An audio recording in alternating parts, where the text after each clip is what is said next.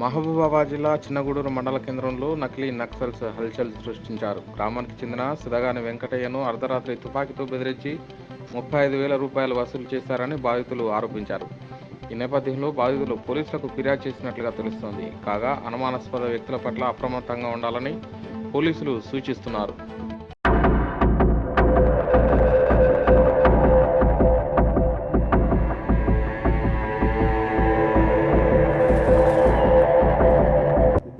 నా పేరు వెంకటయ్య.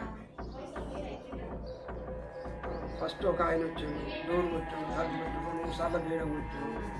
3 సార్లు బీయడం కొడితే 4వసారి బీయడానికి ఎవరు అని అటు పక్క సైడ్ కిటికీలకి ఎక్కిస్తే మనిషి అవ్వలేదని బేయడం తీసిన. బేయడం చేయగానే ఒక లేడీస్ ఇంటి ముందట ఆడ సీసీ రోడ్ కాడ బండి ఉంటే బండి మీద కూర్చుంది. నేను వచ్చి మంచిల్లి అంటే మంచిల్లి ఇచ్చిన తాగి ఇంట్లోకి వచ్చింది. ఇంట్లోకి రాగానే ఆ ఇంటి ముందు ఉన్న లేడీస్ కూడా వచ్చింది. లేడీస్ రాగానే నేను ఇంట్లోకి పోగానే ఇక వాళ్ళు తలుపులే అనగానే ఆడ ఉన్నోళ్ళు ఇద్దరు వచ్చి ఇద్దరు తలుపులేసి మేము నక్సలైట్లం ఏంది, నువ్వు వడ్డీ వ్యాపారం చేస్తావట కదా ఏంది అదంటే సార్ చేస్తా సార్ వడ్డీలో గిత్త 5-6 లక్షలు ఉన్నాయి వడ్డీకి ఇస్తా.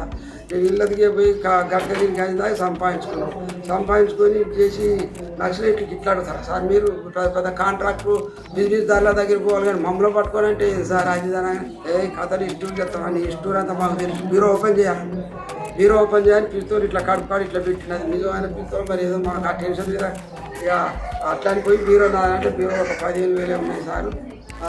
15,000 అంటే నువ్వు ఓపెన్ చేయి అన్నాడు. ఓపెన్ చేయాలంటే డబ్బులు దాంట్లో 35,000 36,000 అంటే ఓపెన్ చేసి తీసుకోగానే ఎప్పటికీ పోయి